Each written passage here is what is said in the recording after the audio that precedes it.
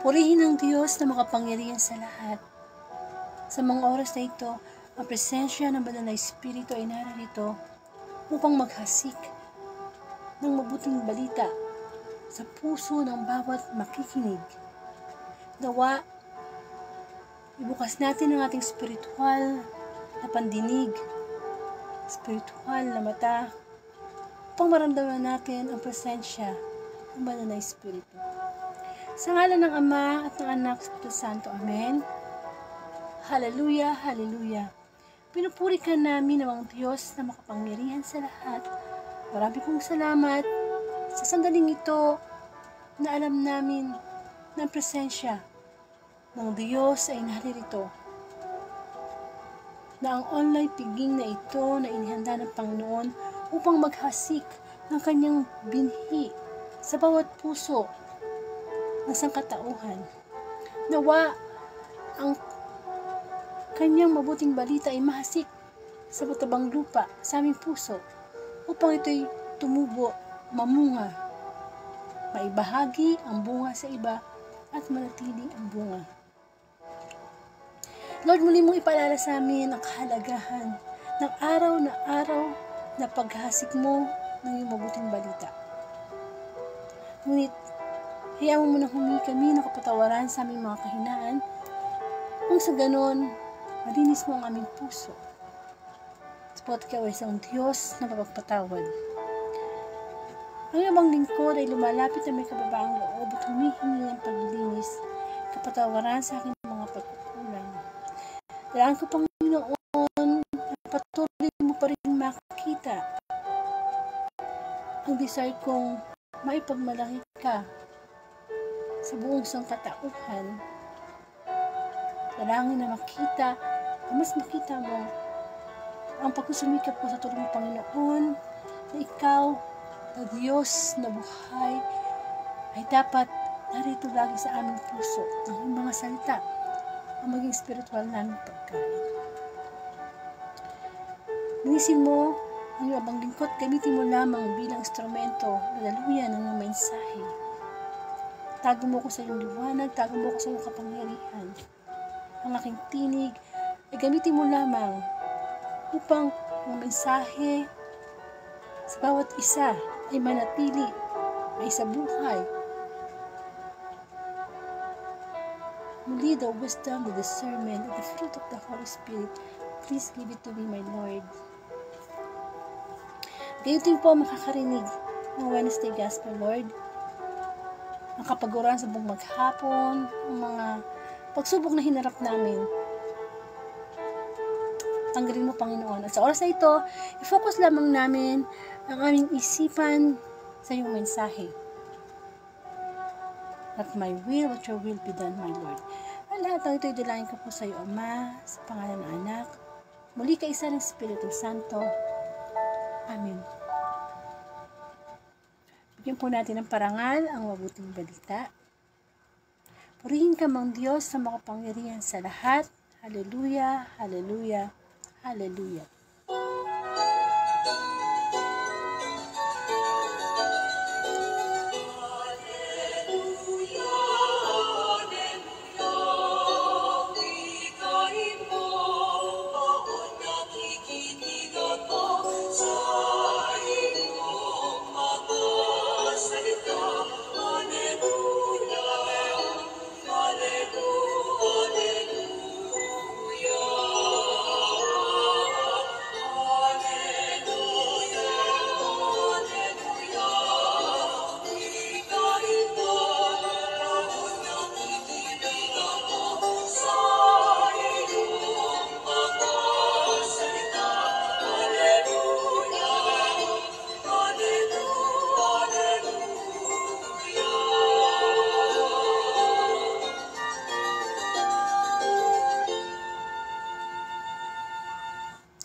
Ang mabuting balita ayon kay San Marcos.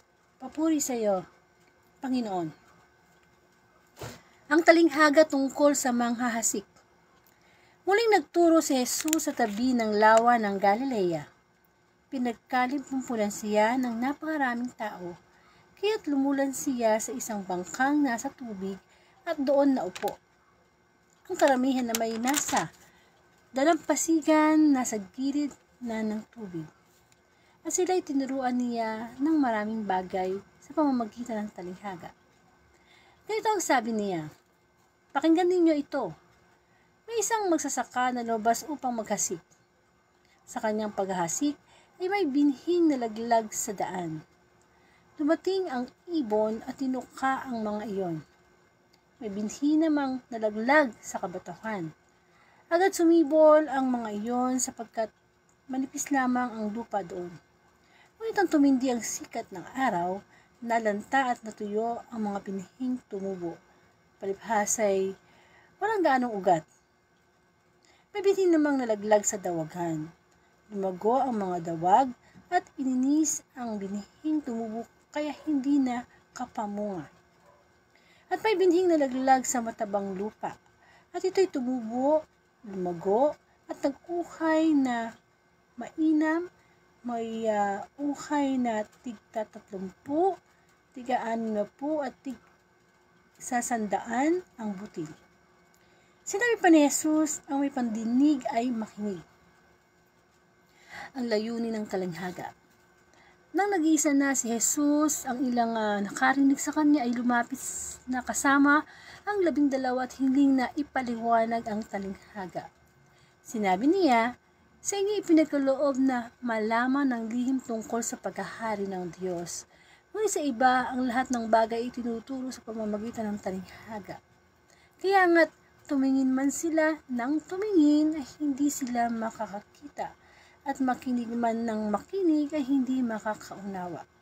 Kung gayon, marahil sila'y magbabalik loob sa Diyos at patatawarin naman niya. Ang paliwanag ni Jesus sa talinghaga tungkol sa manghahasik. Pagkatapos, tinanong sila ni Jesus, "Hindi pa ba ninyo naunawaan ang talinghagang ito? Paano niyo maunawaan ang ibang talinghaga? Ang inihasik ay ang salita ng Diyos. Ito ang mga nasa daan ng hasikan ng salita. Pagkatapos silang mapakinggan nito, pagdakay dumating si Satanas at inalis ang salitang napahasik sa kanilang puso. Ang iba ay tulad naman ng mga napahasik sa kabatuhan. Pagkarinig nila ng salitang ito'y agad nilang tinanggap na may galak.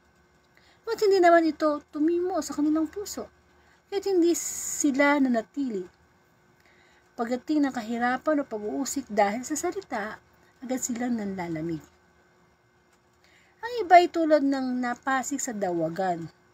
Dinidig nga nila ang salita, ngunit sila ay naging abala sa mga bagay ukol sa mundong ito. Naging maibigin sa mga kayamanan at mapaghangat sa iba pang mga bagay. Ano pat ang salita ay nawalan na ng puwang sa kanilang mga puso, kahit hindi sila nakapagpamunga. Ngunit ang iba'y tulad ng binhing napahasik sa matabang lupa. Pinakinggan nila at tinatanggap ang salita at sila'y nagsisipamunga ng may tig-30, may tig-60 at may tig-100.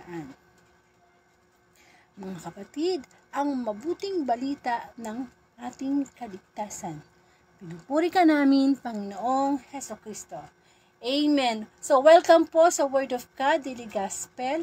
At maraming salamat sapagkat ngayon po ay January 24, 2024 at ang Wednesday Gospel po ang ating pagninilayan. Ang pagbasa po ay nagmula kay San Marcos, chapter 4, verses 1 to 20. At medyo mahaba po yung ating Gospel ngayon, no? Pero ito po ay tungkol sa talinghaga,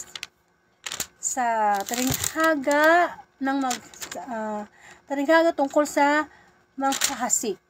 Kung paano ang layunin ng talinghaga at kung paano ipinaliwanag ni Jesus ang talinghaga tungkol sa manghahasik.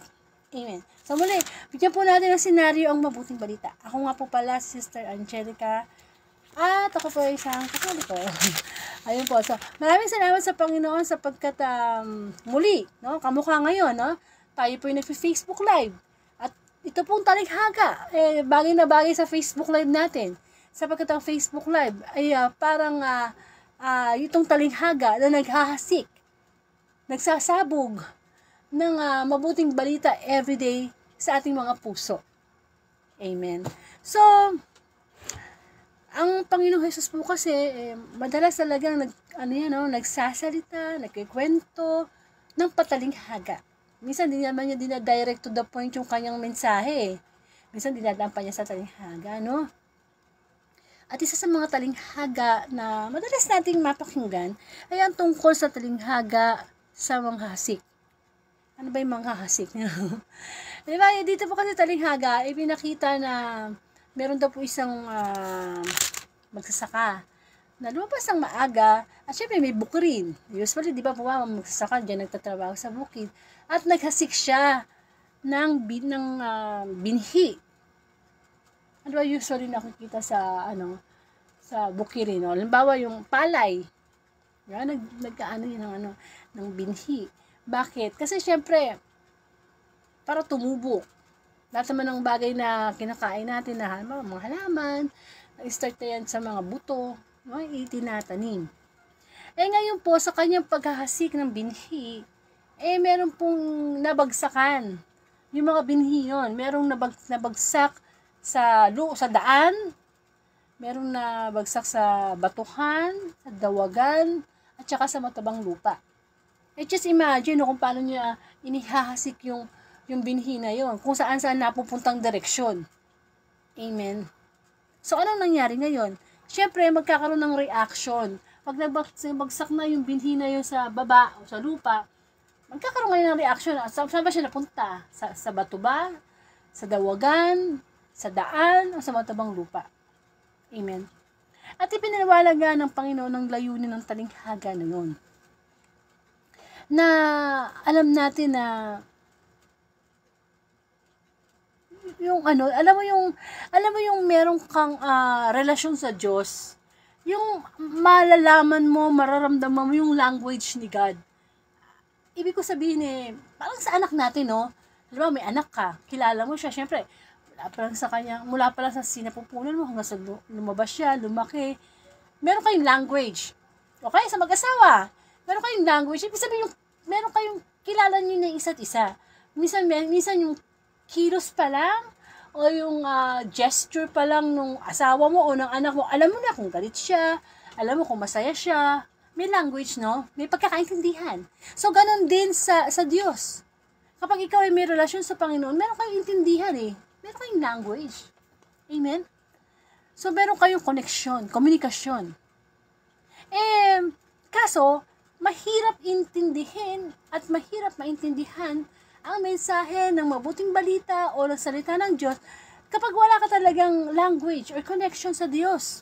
Kaya nga sabi dito, sa layunin ng talinghaga, tumingin man sila ng tumingin ay hindi makakakita at makinig man ng makinig ay hindi makakaunawa. Ano ibig sabihin nun? Kung minsan, di ba, sisimba ka, mag-homily si Father, merong gospel, may babasahin, tapos ipapaliwanag. Kung minsan di natin maintindihan, o most especially kung tayo mismo nagbabasa ng Bible, minsan di natin maintindihan, lalo na kapag patalinghaga ang binabasa natin. Amen? O kaya, sinasabi na ni Father na, ganito, ganyan, ganyan. Di ba napapakinggan natin, pero minsan ang nangyayari, pumapasok lang siya sa kanang tenga, lumalabas sa kaliwa. Na hindi natin maintindihan. Kapos tayo sa pag-unawa, sa karunungan. Kasi nga, wala tayong language sa Diyos. Alam mo yung tipo ng taong salita ng salita. O, halimbawa, sa eskwelahan, teacher ka ng halimbawa mathematics. Salita ng salita si teacher, paliwanag ng paliwanag. Nakikinig ka, yes, pero hindi mo maintindihan. Kasi nga, maaring wala doon yung puso mo, hindi ka interesado sa sinasabi niya. Kaya kahit anong pasok mo doon sa subject na yon, nakikinig ka lang, nakikita mo yung mga ginagawa ni teacher, pero parang nandun ka, pero parang wala. Amen. Unlike kung talagang meron kang relasyon sa Panginoon, sinabi ng Diyos, ang mapalad ang mga taong naniniwala kahit hindi siya nakita. Ibig sabihin, we should live by faith and not by sight. Kasi doon natin maiintindihan na yun pala yung message nung talinghaga na yon. Kaya nga di ba sabi ng Panginoon, makinig ang may pandinig. Hindi naman kasi lahat ng mga tao na nandoon sa lugar na yon. Halimbawa, ang Panginoong Hesus ay nangangaral, okay, nagpe-perform siya ng mga miracles. Hindi naman lahat ng tao na nandoon talagang seryosong nakikinig. Merong iba, of course, nagmamarites lang, o tinitingnan lang, nakikikismis lang, lalo na yung mga pariseyo, hinahanapan lang siya ng butas para masiraan. Amen. Kaya, within the crowd, habang nagpapagaling ang Panginoon, hindi lahat seryoso. Ang gagaling lang sa kapakikinig sa kanyang aral, yung talagang nakafocus. Diba? Di ba naranasan natin yun, di ba, na pag interesado tayo sa isang bagay o sa isang tao, we will do our best. Sabi nga kapag gusto, may paraan, pag ayaw, maraming dahilan. Amen.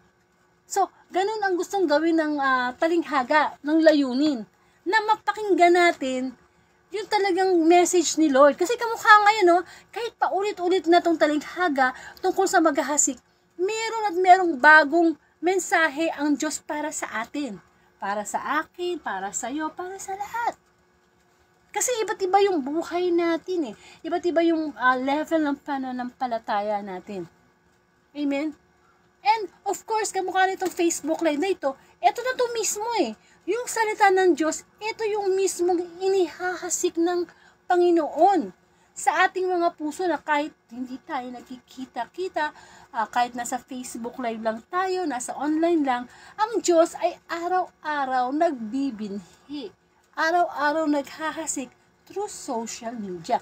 Ngayon, ikaw na nakikinig, anong klaseng puso meron ka sa pag-receive ng message ni Lord? Ano ba yun? Di ba may binanggit? Ikaw ba yung tipo nung nahulog yung binhi sa daan? Sa batuhan? Sa dawagan? O sa matabang lupa? So, tuwing pala tayong nakikinig ng mabuting balita, yung tinitingnan ni Lord, paano tayo nagre-react? Paano tayo nagre-react? Amen? Kaya nga nung sinabi ng Panginoong Hesus yung talinghaga na yan, ipinaliwanag din niya yan sa kanyang mga alagad. Kung ano ba ibig sabihin nito? At di ba sabi nga rito, yung naghasik, ang inihasik ay ang salita ng Diyos. That the daily gospel, the word of God, yun ang mismong inihahasik. Actually, yun nga yung pinaka best biyaya ni Lord sa bawat araw. Yung makarinig tayo ng mabuting balita. Kasi sa panahon ngayon, sa ingay ng social media, marami ng tao na hindi na sila interesado na makarinig ng mabuting balita. Di ba naranasan mo, everyday paggising mo, di ba nagkakape tayo? Ba't ba tayo nagkakape? Kasi naniniwala tayo yung kape, nakakapagpagising yan ng diwa. Hindi ba? Ayun, habit yun. Tuwing umaga, magkakape ako, o kaya mag-aalmusal ako. Meron tayong pattern pagising pa lang, di ba? Minsan pagka nagkakape ka, di ba, masarap habang nagkakape, nanonood ng TV. At anong usually binubuksan sa umaga, anong program? News, balita. Nandiyan araw-araw, no? Lalo na kung nasa government ka, talaga kailangan meron kang current events. Nandun na, ano na bang presyo ng ganito? Ano na ba, tumaas na ba yung dolyar? Ano na ba nangyayari sa mundo? Which is hindi masama. Siyempre, buhay tayo yung makialam sa mundo. Ano na ba nangyayari, di ba? Okay yun. Para at least alam natin na, ganito na pala dapat ang nangyayari, ganito na ba yung trending, naghiwalay na pala si ganito. Di po ba? Hindi masama yun. Hindi masama. Kaya lang, ang hindi maganda, yung natatapos yung araw natin na hindi tayo nakarinig ng mabuting balita. Kasi yun naman talaga dapat ang biyaya na pinapahalagahan natin. Dahil marami ng problema Ang dami ng problema sa bawat araw Hindi lang problema mo, problema ng kapwa mo minsan, pinoproblema mo. Hindi ba? At sigurado naman na kapag tayo ay nakikinig ng good news or ng gospel, mabuting balita. Kaya nga mismo, di ba, good news, mabuti. Nalilift yung spirit natin na kahit pala ganitong narinig ko na tumaas na ang presyo ng gasolina. Ay, mababa, nakaka-problem na naman yun sa budget. No? Pero ang good news, itong Wednesday Gospel, nagbibigay ng, alam mo yon yung spiritual support. Ang Diyos na okay lang yan. Kahit meron kang sakit ngayon, meron kang problema sa relasyon, meron kang problema sa bansa, halimbawa, presidente ka, okay lang yun, di ba? Parang si Lord yung nagkakalma sa atin na habang may buhay, may pag-asa. Di ba meron nga tayong tinatawag na fighting spirit? Yung bang minsan pagod ka na buong maghapon, pero pag nakakarinig ka ng salita ng Diyos, nagkakaroon ka ng, lumalaban yung espiritu mo. Kasi ang totoo naman talagang problema sa mundo, yung spiritual battle. Yun talaga Yun talaga. Hindi yung wala akong pera, wala akong trabaho, daming problema. Lahat naman yan may katapusan. Pero yung araw-araw na hindi natin nakikita yung ating kalaban, yung spiritual battle, yung battle between good and evil, yun talaga ang totoong problema na hinaharap ng bawat isa. Ano man yung patayuan natin sa buhay. Na ang totoo talaga nating problema, paano ba ako makapunta sa langit? Di ba? Hindi naman an amount of money or power ang meron ang tao para mabili niya ang langit para makapasok, di ba? Sabi nga, hindi lahat ng tumatawag ng Lord, Lord ay papasok sa langit. Kundi yun lamang sumusunod sa kalooban ng Diyos. Kaya napakahalaga na hindi nawawala sa atin yung pakikinig. Napakabuti nga ng Diyos Makikinig na lang po tayo. Hindi tayo pupunta sa isang lugar para magbihis pa. Nakikinig tayo. But of course, ang highest form of worship ay yung pagsisimba tuwing linggo. Andun yung, kasi syempre, sa simbahan, nandun yung Eucharist, nandun yung, diba, yung Word of God, yung Word, amen. Pero, we should not be contented na every Sunday lang nahahasikan yung ating puso ng salita ng Diyos. Kamusta na yung Monday to Saturday? Hindi ba tayo humaharap sa problema? Hindi ba tayo natitempt? Hindi ba tayo nagkakasala? Ibig sabihin, Sunday lang tayo. Sunday It's an obligation. Magsimba tayo. It's a mortal sin pag hindi ka nagsimba. Hanggang dun lang ba? Kasi sinabi ng utos ng Diyos na ipangilin mo ang araw ng linggo kasi ito para sa Panginoon. Napakabuti ng Diyos Binibigyan niya tayo ng pagkakataong magtrabaho 6 days a week, 1 week para kay God. At napakabuti ng Diyos kasi hindi mo naman kailangan bilhin yung gospel. Hindi mo naman kailangan magbayad ng, di ba sa mga concert, kailangan magbayad ng ticket. O saan ka ba? Sa harapan, sa gitna, sa huli, o sa maramihan. Just to hear your favorite band or singer. Hindi ba? O kaya, kahit na libre, hindi mo na kinakailangan pumila, di ba? Kasi tayo mga tao, ang hindi kasi natin nabibigyan ng pansin everyday is our spiritual connection kay God. Para sa atin, gigising ako, magtatrabaho ko, kailangan magtrabaho para may pera, may pangkain, may pang-aral sa anak, may pangbayad ng mga bills, which is good. But sabi nga ni Lord, seek first the kingdom of God. Dahil bilang tao, di lang naman tayong katawang lupa, meron tayong espiritu, meron tayong kaluluwa. Amen. Yun ang hindi natin nabibigyan ng mas mahalaga kasi nga, hindi natin nakikita. Nakikita si Lord. Di ba? Pero kung halimbawa, puro na lang tayo katawang lupa, nawawala ng spiritual life natin, para tayo sinasabi ni Lord na buhay pero patay sa buhay pisikal pero patay spiritual. Amen. Kaya ang salita ng Diyos, dapat natin lagi yung naririnig. Kahit makulitan tayo. Halimbawa, ano may salita ng Diyos? Halimbawa, di ba, may mga gospel na ibigin mo yung kaaway. Alam na natin yan, di ba? Pero bakit may kaaway pa rin tayo hanggang ngayon? Amen. Igalang mo yung ama't ina. Bakit hanggang ngayon may mga anak pa rin na lapastangan sa kanilang mga magulang? Amen. So, ang salita ng Diyos, maintenance natin yan. Kumbaga sa sakit, may sakit kang high blood, may sakit kang diabetes, iniinom ka everyday ng gamot, ganun din yung ating espiritu. Kailangan lagi yung nare-remind ng salita ng Panginoon. Amen. Nahahasikan, nabibintian. Kasi para tayong mga halaman natutuyot, nalalanta pag dumadating na yung mga pagsubok. Amen. So ngayon, ito sa talinghaga ng manghahasik, saan tayo, kapag nakakarinig tayo ng mabuting balita, saan tayo na uri na pinagbabagsakan nung binhi. Sabi nga, una, di ba, naghasik yung magsasaka, no? Saan unang napunta yung binhi? Ito'y napunta sa daanan. Alam mo naman yung daan, no? Di ba, yung daan, usually, wala nang damo yan, Nasimentohan na yan, Di ba, ganyan na nangyayari ngayon sa mundo natin, no? Na yung mga kabukirin, nawawala na, nagiging syudad na, nababawasan na, hindi ka mukha ng panahon ng mga lola at lola natin, talagang pag lumabas ka, ang hangin, no? Nag-aawitan ng mga ibon, pero ngayon wala na, di ba, nagkakaroon na tayo ng tinatawag na advanced or fast technology, nawawala na yung mga dati, no?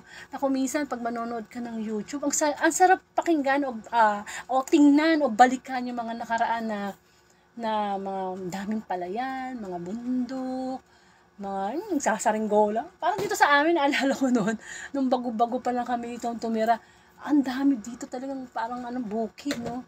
Mga anak ko nagsasaringgola dyan sa bukid, no? Ngayon, wala na Napalitan na ng puro which hindi naman masama kasi nga, nagkakaroon tayo ng fast technology. Pero, syempre, nakakamiss din yung simplicity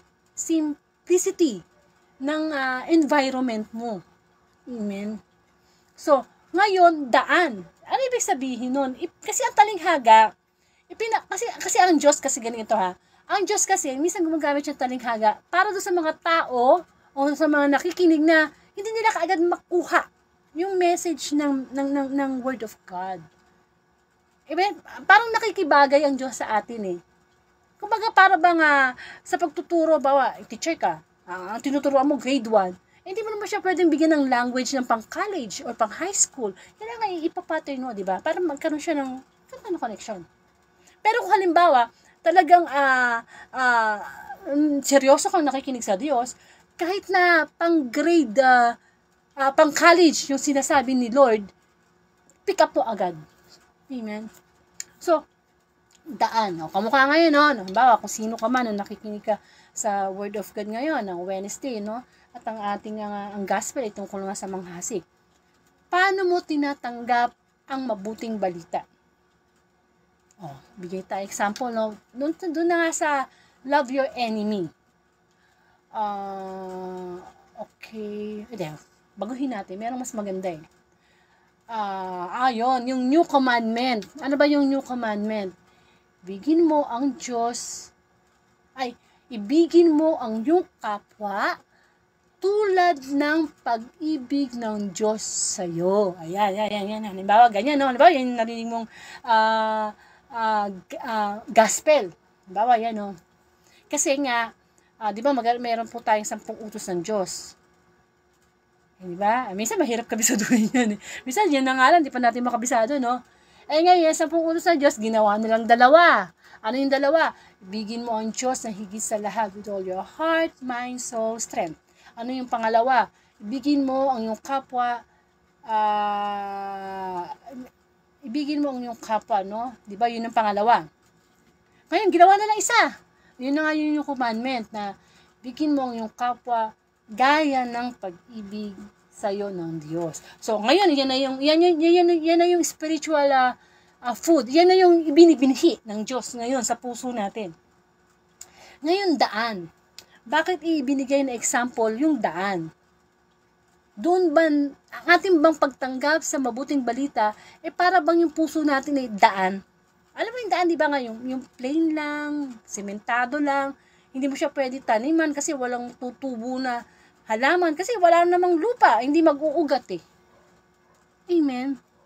So, malalaman pala natin na kapag tayo nakikinig ng mabuting balita, kung sa daan o puso natin parang batigas. Alam mo yun? Matigas, di ba simento, matigas yun? Na hindi siya matubuan. Parang ano na rin yan eh. Ano ba, nagsisimba tayo, no? Di ba? Sa simbahan, iba't ibang mga tao ang nakikinig. Iba't ibang mga level ng intellectual, iba't iba yung katayuan sa buhay, may matanda, may mga bata, di ba? Iba-iba, no? So, ngayon daan, malalaman mo na daan yung iyong puso, doon ka nahasikan. Kapag yung salita ng Diyos, na pagkatapos mo marinig, narinig mo na halimbawa sa pare na, ibigin mo yung kapwa tulad ng pag-ibig sa iyo ng Diyos. So, paano mo iti-take ngayon yun? Nung time na mapakinggan mo yun may kagalit ka. May galit ka sa puso mo. Matigas yung puso mo. Di yung nung marinig mo yun, sabi mo, depende. Paano ko ibigin ng kapwa ko? Niloko nga ako yan. Tinulungan ko nga, niloko pa rin ako yan. Di ba ganon? So, ibig sabihin, daan. Daan yung puso mo, spiritually. Nahasigan ka, pero matigas. Hindi mo matanggap Ayaw mong tanggapin Amen. Para bang narinig mo yun, pero hindi mo siya kayang itanggapin kasi nga, inaagaw ni Satanas yung atensyon mo na, hindi, totoo yan. Kapag ginawan ka ng masama, gawan mo din ng masama, di ba? An eye for an eye, di ba? Mata sa mata, ngipin sa ngipin. Magagantihan ba? Ganun tayo sa mundo Kapag hindi tayo attached kay Lord, pag may ginawang masama sa atin ng kapwa, ang tendency natin, mas gumanti ng mas masama. Which is hindi dapat ganun. Sapagkat ang utos ng Diyos, huwag kang padaig sa masama, kundi daigin mo ng mabuti yung masama. At hindi madaling gawin yon kung walang humility yung tao. Kung hindi niya ipinagpapaubaya sa Diyos yung paghihigante at yung paghuhusga. Yun yung daan na sinasabi na nahasikan ng mabuting balita. Kaya nga, kapag nag-homily si Father, nagre-react yung spirit natin. Ayoko nga, di kayo patatawarin. Di ba? Daan, matigas yung puso natin. Bang pinapanambot na tayo ng Lord, ayaw pa natin. Kasi meron tayong sariling gusto. Kaya nga na hindi natin masunod yung will ni God, kasi meron tayong sariling free will. Kaya kung ano man yung mga naririnig nating mabuting balita, ano ba? Natatanggap ba natin? O nire-reject natin? Kaya hindi siya tumutubo Kasi sementado na yung puso natin. Matigas na. Okay. Pangalawa, maaaring pag nakikinig tayo ng mabuting balita, ang binhi ng mabuting balita, ay meron namang binanggit na kabatuhan. Mga bato. Hindi ba usually, sa bukid, hindi lang naman pure na lupa. Minsan may mga bato-bato yan Amen ko. So kung hindi tayo daan, baka naman doon tayo sa pangalawa. Yung bato. So ano naman ang ginagawa ng bato? Na pagkarinig ng salita ng Diyos, tinatanggap naman nila. Tinatanggap naman, ng may galak. Pero, hindi siya nananatili sa puso. Hindi siya nananatili. Kasi, pag dumating na yung mga problems, yung mga pag-uusig, dahil doon sa salitang napakinggan, nanlalamig. Halimbawa, yun yan, doon pa rin tayo. Ibigin mo ang iyong kapwa gaya ng pag-ibig sa iyo ng Diyos. May mga tao na papakinggan nila yun. Sige, ibigin ko yung kapwa ko. Sige, subukan ko na ibigin yung kapwa kung di ka ibig-ibig. Yung kapitbahay kong chinichismis ako, subukan ko ngayon. Kasi yung sabi ni Lord Ano sila? Nakikinig naman, Tinatry naman nila. Di ba may mga pagkakataon sa buhay natin na nakakarinig tayo ng salita ng Diyos, tinatry naman natin sundin Kaya lang, pag dumating na yung problema, ayun na, give up na. Halimbawa, sinabi ng Diyos na, sa gospel na, huwag kang magnakaw. Tinatanggap ng tao yun. Kaso dumating yung problema. Gipit na gipit. Kapit sa patalim. Hindi ba? Bumibitaw. Ayun. Pag yung bang tipong gusto mong sundin yung salita ng Diyos, pero may dumating na problema Mamimili ka. Ano ba? Salita ng Diyos o yung itong problema na to kailangan gawan ko ng paraan sa sariling kong kakayanan, sa gusto ko. Di po ba? Nagkakaroon ng hadlang. Na medyo tutubo na sana kasi sa batuhan medyo may konti-konting lupa na medyo nadikitan. Pero nawawala kapag may pagsubok. At nangyayari sa atin yun. Amen. Na nandun na. Sana sisikapin na Kaya lang nakontra. Anong problema?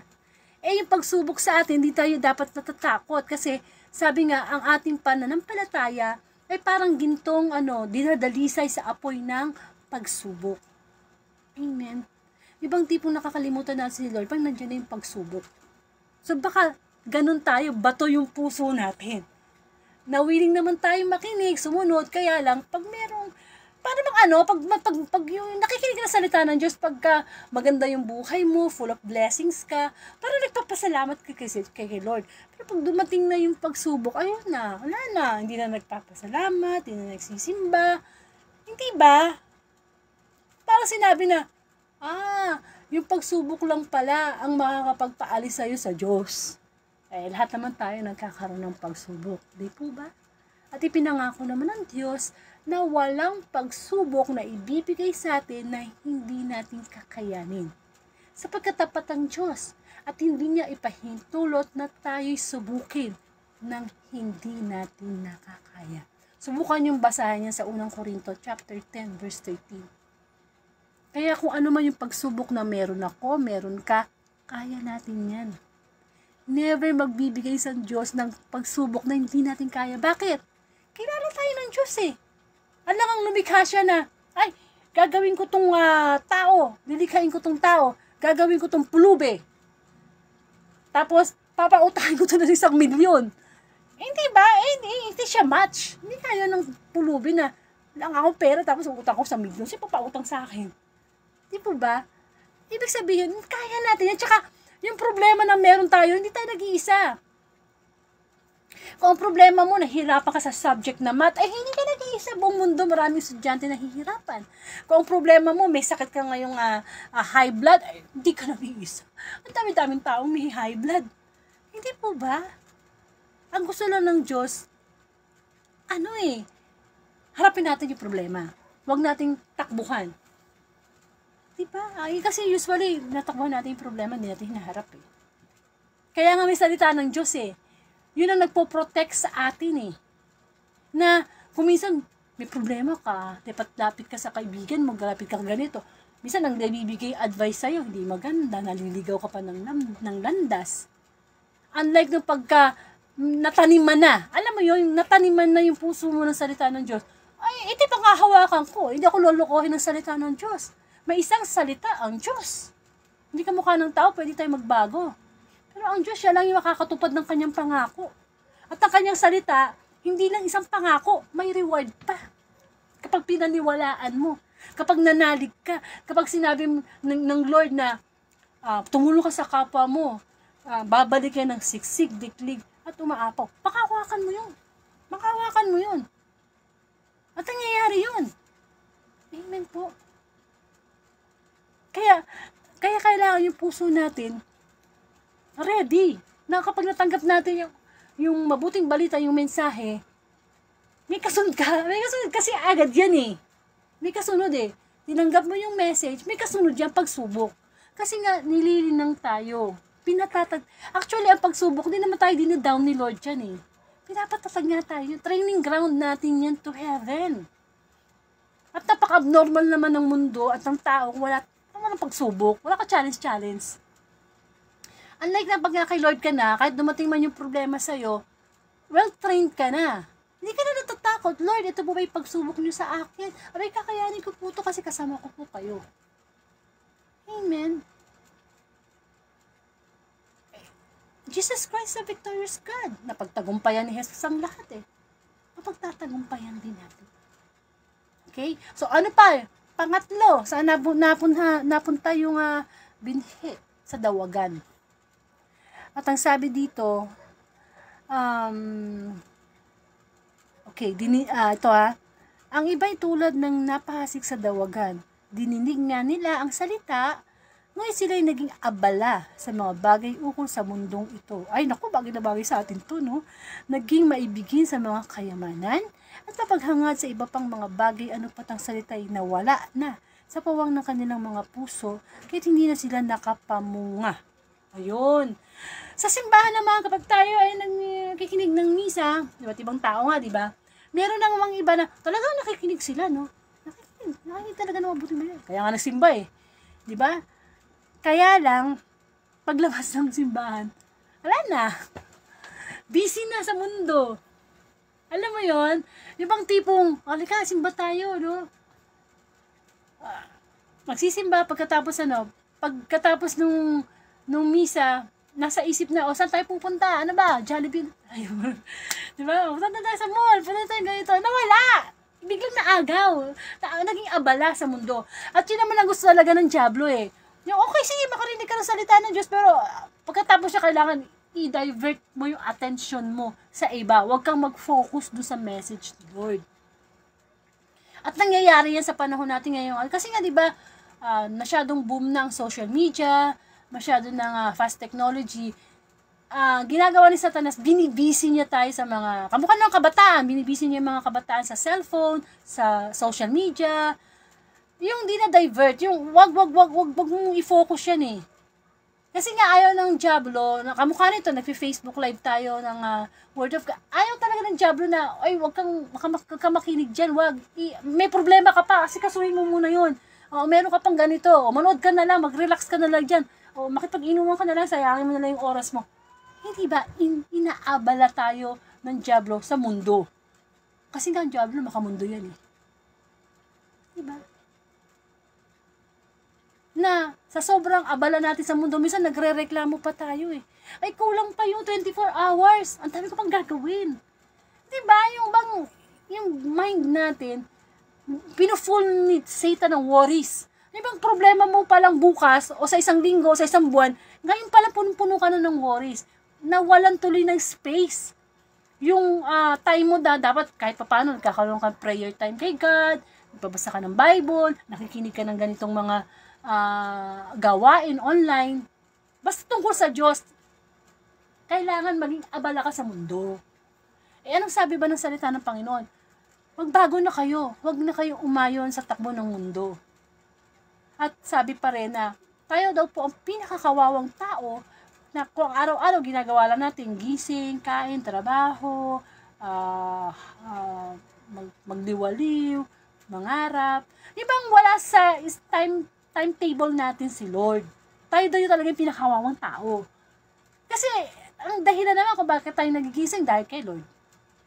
Nakakain tayo dahil kay Lord. Nakauwi tayo ng safe dahil kay Lord. Dahil kay Lord. Pero pagdating sa timetable, wala si Lord. Natutulog na lang sa sobrang pagod. Yun. Minsan, pagod na yung katawan natin, wala na tayong time magdasal, magpasalamat sa Diyos. Yun ang gusto ni Satanas. Mas pag-ukulan natin ng pansin, yung ating mga tawag na ating katawang lupa, likas naman talaga tayo makasalanan. Kailangan kasi maging balanse ang buhay natin. Hindi lang pwede puro mundo-mundo. We should balance our physical life and our spiritual life. Kailangan nga, mas mataas yung attention natin sa spiritual life eh.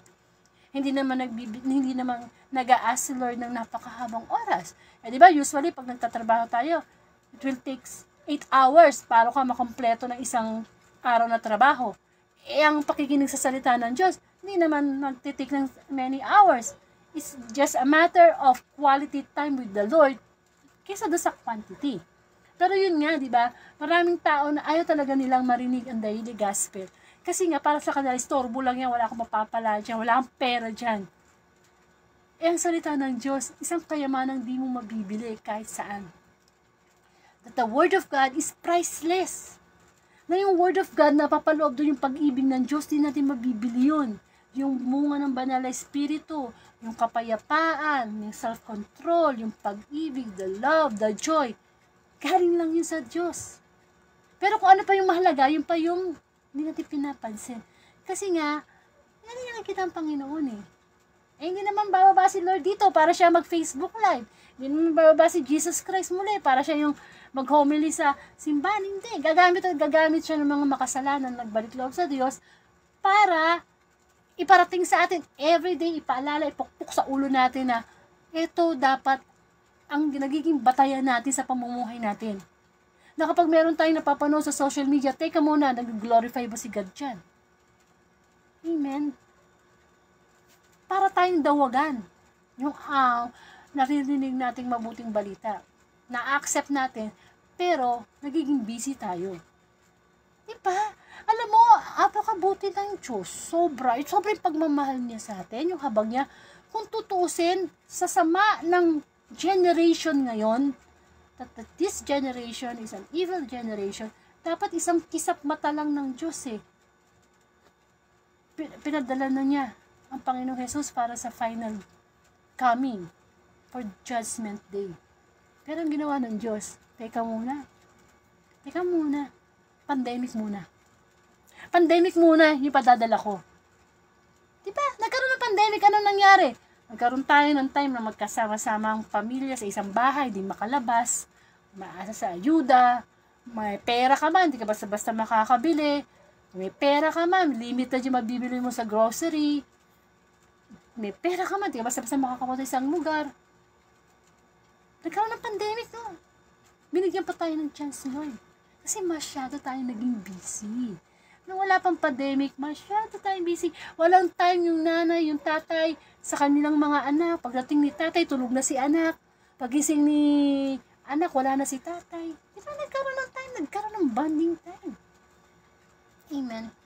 Kasi nga masyado tayong busy. Na halos mawala na yung ating pagpapasalamat sa Panginoon. Alam niyo ba, nabubuhay tayo sa habag? Sa grace of God. Kaya kung anong meron man tayo, hindi atin yan.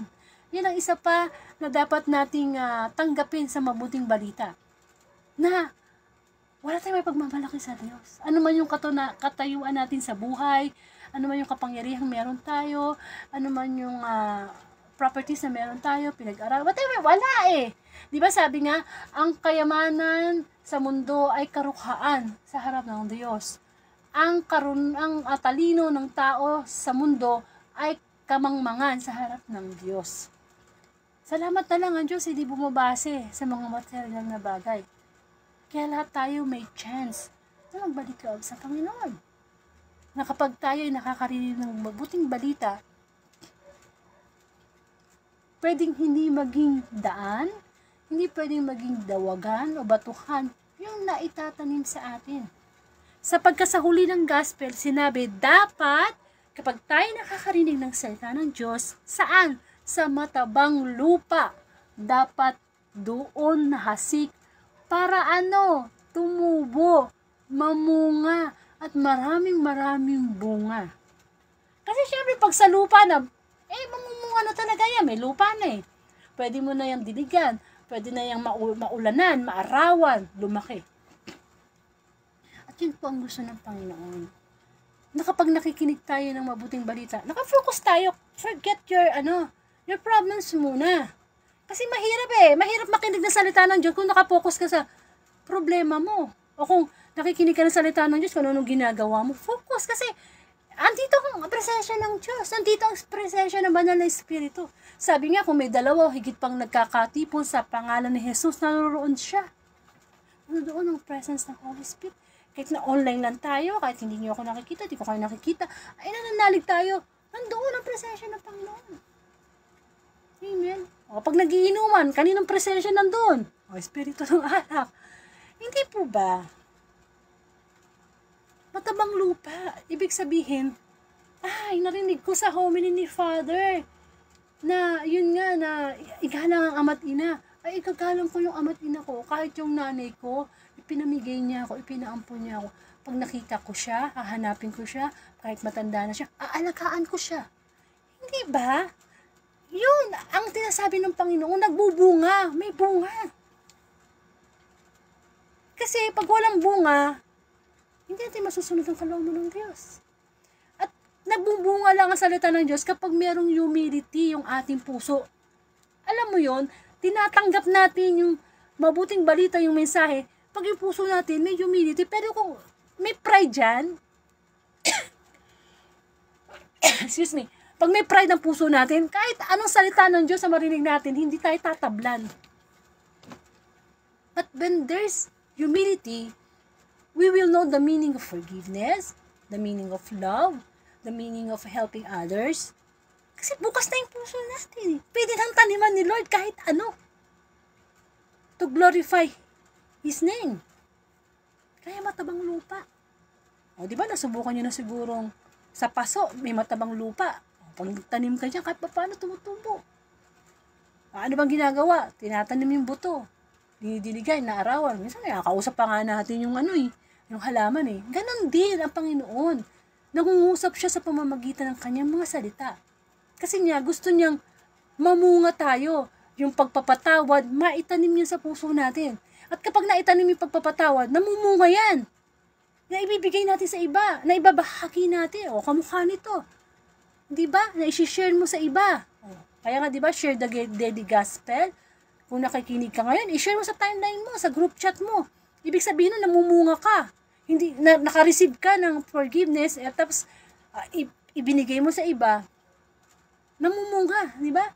Yung marunong ka na magpatawad, namumunga ka, meron ka pang reserve na pagpapatawad, hindi ka na uubusan. Kaya nakakapag-advise ka pa sa iba na, magpatawad ka sapagkat yan ang ibig ng Diyos. Kasi yun kasi ang purpose kung bakit tayo nagsisimba para sundin ang kalooban ng Panginoon.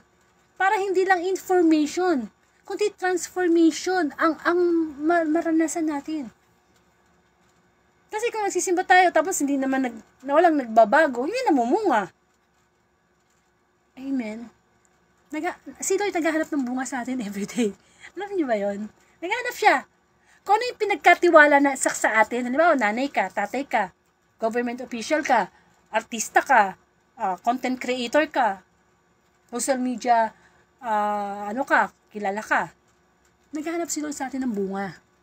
Kung ginagamit ba natin yung talent, yung skills, yung time, kasi we can share our talent, time, skills to glorify God Hinahanapan tayo ng bunga. Namunga ba to? Aba, pinagpala ko to ang yaman Nagbunga ka ba? Kasi mas malaki ang pinagkakatiwala sa atin ng Diyos, mas malaking bunga ang ine-expect niya. Amen. Mas mabuti nga kung tayo ay maraming bunga. Marami tayong maibibigay sa kapwa. Diba sabi nga, ang punong hitik sa bunga, pinupukol. Amen. Kaya kung ikaw maasenso sa buhay, at marami pa rin naiinggit sa'yo, yun ka. Pero yun nga gamitin natin yung bunga na yan para mag-glorify ang Diyos. Kasi nga, pinagkakatiwalaan lang tayo. Hinihiram lang natin lahat. Ang ating pamilya, ang ating buhay, ang properties, ang pinag-aralan, wala. Wala talaga. Kaya kapag tumutulong tayo sa kapwa, hindi ba? Hindi tayo yun. Hindi atin yun. Pinapadaan lang sa atin. Amen. Kaya nga, di ba sabi, pag tumulong yung kanang kamay mo, huwag mo ipaalam kay kaliwang kamay. O pag tumulong ka, huwag mo ipaalam sa pinaka-close. Ibig sabihin nun, ang pagtulong sa kapwa, ang pagbabalik, huwag mong asahan na babalikan ka ng kapwa mo ng tulong din. Pag tumulong tayo sa ating kapwa, ayaw mo si Lord ang magbalik. Kasi pag ang kapwa, natanggap mo na ang iyong reward. Unlike na pag si Lord ang magre-reward sa'yo, ibang reward yun. Hindi yung kayang pantayan. Kaso minsan tumutulong tayo sa kapwa, nag-ano pa tayo tawag dito, nanunumbat. Para bang sa ating galing yung tulong. Hindi, pinadaan lang sa atin yun. Wala talaga tayo. Not hinihiram. Nabubuhay tayo sa grace ni God every day. Kaya tong January 24, 2024, grace to ni God, habag to ni Lord. Na biro mo sa dinamin-dami na natulog ng tao kagabi. Isa tayo sa mga nagising at isa tayo ngayon nakikinig sa salita ng Diyos. Grace ni God yan. Millions, trillions na ba ang tao sa buong mundo? Ilan lang yung interesado na makarinig ng mabuting balita? Ilan lang yung interesado nagbubukas ng Bible para magbasa ng daily gospel? Daily gospel nga kasi everyday spiritual food. Diba? Mateo chapter 4 verse 4. Hindi lang sa tinapay nabubuhay ang tao, kundi sa bawat salitang namumutawi mula sa bibig ng Diyos. Ano ibig sabihin nun? Kung ang Panginoong Jesus nga, wala nang ginawa araw-araw, kundi ipalaganap ang mabuting balita. Kristo na yun, perfecto na yun, anak na yun Diyos. Tayo wala. Minsan makikinig na lang tayo, hindi pa tayo interesado. Kaya ito na hindi nagkakaroon ng improvement yung ating spiritual life. Madali tayong mahulog sa tukso, sa pagkakasala. Kasi nga, ito yung tinatawag na patay yung spiritual life natin Yung pang tipong, buhay ka lang, sige, malakas ka, nakakakilos ka, Pero pag tinignan nila yung spirituality mo, patay na patay, walang-wala.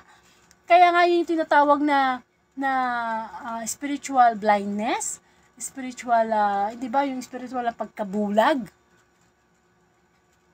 Kasi nga, bilang mga tao, pag tayo may sakit, nasa kamukha ng Panginoon Jesus, nagpapagaling siya ng mga bulag, nakakakita. Di ba? Pag tayo may sakit tayo, no? Pilay ka na, ang papagamot ka para makalakad ka. Pero higit pa doon, ang gusto ng Panginoon, sa mga pisikal na kagalingan, kundi yung ating spiritual na kagalingan. Amen. Kasi, tayong mga tao, actually lahat tayong tao, may naririnig tayo na minsan nagre-reklamo na parang unfair naman ni God. Unfair si God. Bakit may mayaman, may mahirap, may matalino, may ganito, may ganito. Hindi unfair si God. Actually, God is a very, very fair God. Bakit? Ang kaligtasan, ang buhay na walang hanggan, ay ino-offer niya sa lahat. Kaya kahit sabihin mo pang wala kang pera, mahirap ka lang, baka mas madaig mo pa yung milyonaryo pag nagpanahon ng paghuhusga, siya pa yung makapasok sa buhay na walang hanggan. Amen. Na dumating tayo sa mundo ng hubad, aalis tayo ng walang madadala. Kaya, kung may pera ka man, kaibiganin mo yung pera mo na yan para gamitin mo sa pagtulong sa kapwa. Hindi yung maging ganit ka. Kasi may mga ganun tao, no? May pera na, gusto pang kunin yung pera ng iba. Minsan, may pera na, ayaw tumulong ng walang kapalit. May ganyan, ako po. May ganyan talaga. Yung bang tutulong lang sila pag alam nila makakaganti ka. Hindi ganun ang turo sa atin ng Panginoon. Amen. Tumulong ka sa kapwa mo nang hindi ka naghihintay ng kapalit. Amen. But of course, in every rules, there's always an exemption. Hindi na tayo pwedeng maging kasangkapan ng diablo na, di ba may mga tao naman tulong ka ng tulong, minsan naabuso ka na. Kaya nga kailangan natin makarinig ng salita ng Diyos para magkaroon tayo ng discernment Amen. Kasi ang Diyos naman, ang Panginoong Jesus naman, kahit siya mismo, nagtuturo siya ng kabutihan. Ayaw niya maging kasangkapan tayo o tool tayo ng kasamaan. Amen. Kaya nawa, mataba yung puso, matabang daan, matabang lupa, ang nagiging paghuhulugan o binhi kapag nakakarinig tayo ng daily gospel. Kasi yun ang gusto ng Panginoon sa atin. Amen. Actually, ang pakikinig sa mabuting balita, kapag wala talaga yung puso mo, kasi ang pwede lang namang naging dahilan kung bakit hindi ka interesado na makinig ng mabuting balita, wala ka pa talaga sobrang lalim na relasyon sa Panginoon. Hindi pa pag may relasyon ka sa asawa mo, sa nililigawan mo, hindi pa nandun yung full attention mo, nandun lahat ng gagawin mo para makuha mo yung matamis niyang oo. Ganun din lang naman sa Diyos Kaya nga lang, mas iniibig natin ang mundo, ang tao, kaysa sa Diyos. Kaya hindi natin ma-absorb mabuti yung kanyang message. Kasi once na alam na natin yung message niya, yung gusto niya mangyari, hindi natin gagawin yun kasi alam natin masasaktan ng Panginoon. Doon na yun. Kulang tayo sa relasyon, sa malalim na relasyon. Paano ba nakikipagrelasyon? Kailangan may time ka, may communication ka. Paano ba na nakikipag-communicate kay God? Dapat lagi tayo nagpipray, nagpapasalamat, humihingi ng tawad. Amen. May communication. Pag may communication na kayo ni God, unti-unti, actually si God, pag meron ka talagang deep relationship sa Kanya, mas makikilala mo siya ng mabuti. Mababaw lang yung pagkakakilala na siya ay anak ng Diyos, siya yung ipinako sa krus, siya yung babalik sa muling sa pagdating ng panahon. Mababaw yan.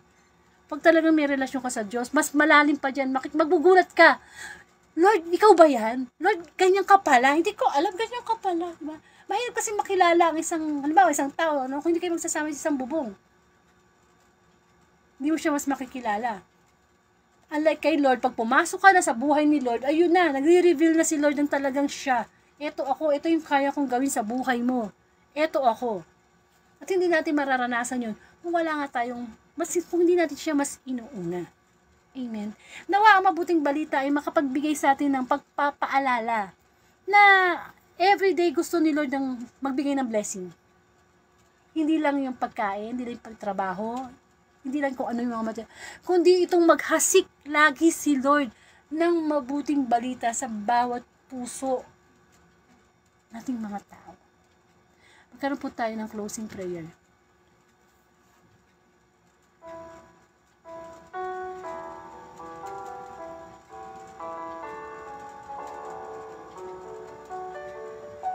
Muli, Panginoon, marami pong salamat sa pagpapaalala mo sa amin na everyday ang pinaka the best na blessing na gusto mong ibigay sa amin ay ang iyong salita. Na naghahasik ka sa aming puso na matamnan ng mensahe ng iyong mabuting balita. Nawa, Panginoon, lagi naming isipin, lagi naming hanapin ng aming espiritu, ng iyong spirit, ang aming espiritu ay magkaisa, upang sa ganon, lagi naming maalala na ikaw ang aming kayamanan, na ikaw ang pinakamahalaga sa bawat araw, na nabubuhay kami sa iyong kahabagan. Maraming salamat, Panginoon. We don't deserve it, pero patuloy mo kaming pinagpapala. Patuloy mo kaming ginagabayan. Salamat, Panginoon. Lord, dinadalangin ko ang bawat pamilya, ang pamilya ni Brother Ray, Brother Manny, Brother Danilo, Sister Ceci, Sister Daisy, at lahat po, mga tao sa mundo. Nawa laging mauhaw sa iyong mga salita. Sapagkat ang iyong salita nagbibigay buhay at nagpapawi ng uhaw namin. Nawa, ang aming spiritual na ugnayan sa iyo ay laging mabusog ng iyong mga salita. At tamnam lagi ang aming puso at ito'y mamunga ng maraming bunga, maibahagi sa iba ang bunga na yan at manatili ang bunga. Thank you, Lord. Alam namin marami kaming pagkukulang sa iyo. Mga pagkakataon nakakalimutan ka namin sa sobrang pagod namin sa aming gawain. Ngunit hindi pa huli ang lahat ng noon upang kami laging manabik sa iyong mga salita na nagbibigay buhay sa amin. And also pray for the whole world, Panginoon. Pagkauhaw sa iyong salita, nawa gamitin mo ang iyong mga tinawag upang ipalaganap ang mabuting balita. Ama namin, sumasalangit ka. Sambahin ang ngalan mo. Mapasa amin ang kaharian mo, sundin ang loob mo dito sa lupa para nasa langit. Bigyan mo po kami ng aming kakanin sa araw-araw at patawarin mo po kami sa aming mga sala para ng pagpapatawad namin sa nagkakasala sa amin. Huwag mo po kami pahintulo sa tukso at ihalian mo po kami sa lahat ng masama. Hindi, Lord, i-bless mo po ang Facebook Live na ito, ang iyong ibang lingkod ay laging patnubayan to glorify your name. In the name of the Father, of the Son, of the Holy Spirit. Amen.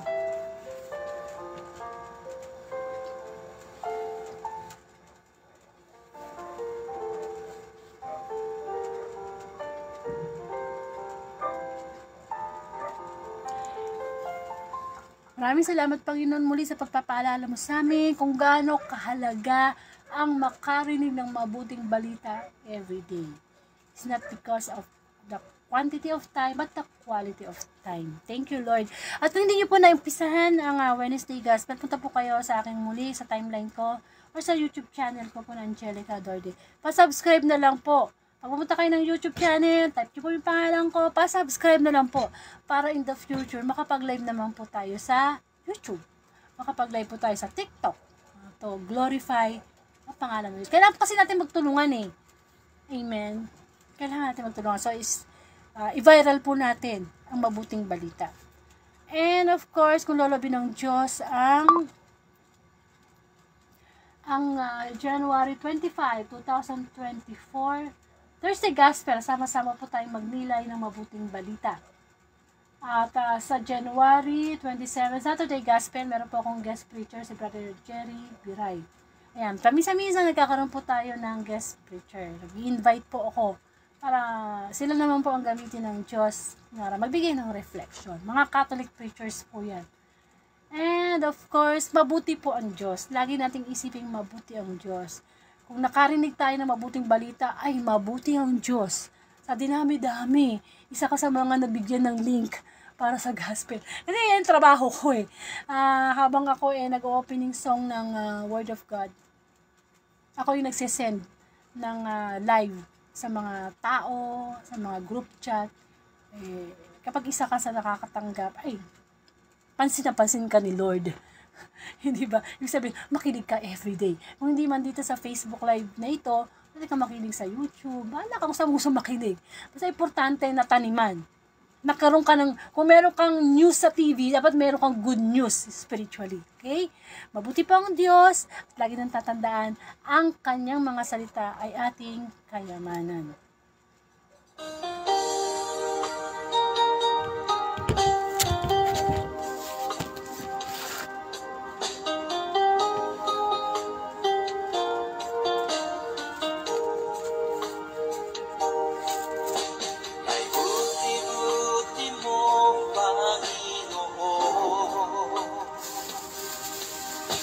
Lahat ng oras, sa bawat araw, kahit laging tapat kong magmahal. Ang iyong kaaway, magpawalang hanggan. Pinupuri, sinasamba kita.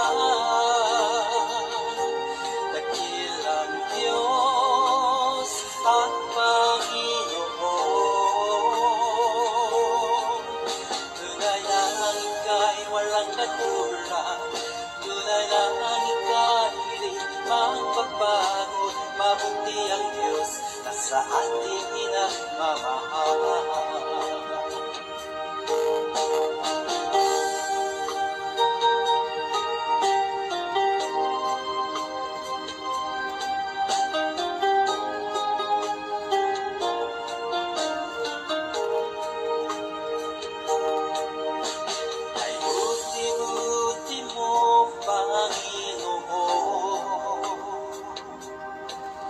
Sa lahat ng oras, sa bawat araw, kahit laging tapat kong magmahal.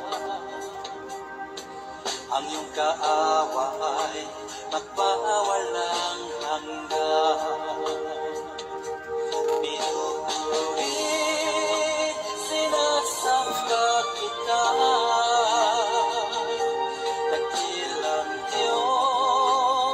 At Panginoon, tunay na ang ika'y walang katulad, tunay na ang ika'y magpagbago, mabuti ang Diyos na sa ating inagmamahal. Pinupuri, sinasamba kita. Dakilang Diyos at Panginoon, tunay na ang ika'y walang katulad, tunay na ang ika'y di magbabago, mabuti ang Diyos na sa ating inagmamahal. Mabuti ang Diyos na sa ating inagmamahal. Mabuti ang Diyos na sa ating nagmamahal.